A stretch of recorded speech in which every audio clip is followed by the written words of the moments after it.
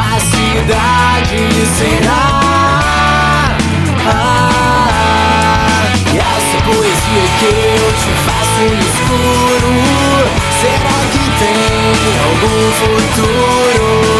Se eu te conheci por coincidência, quem vai explicar a ciência será?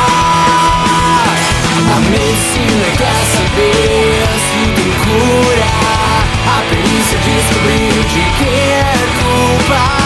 Mas aquele astronauta que foi à lua diz que lá de cima minha casa é ao lado da sua.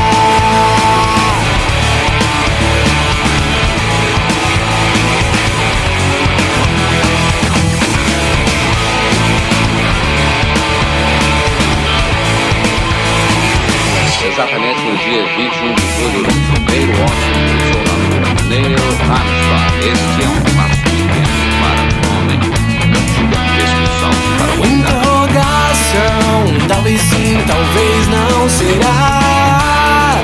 Tamanha crueldade, dois corações, duas cidades será.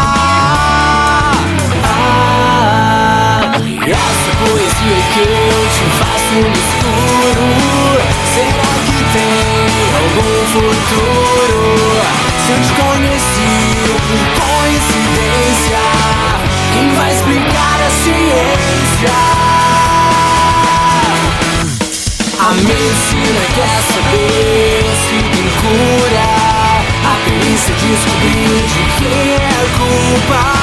Mas aquele astronauta que foi à lua diz que lá de cima minha casa é ao lado da sua. A medicina quer saber se tem cura, a perícia descobriu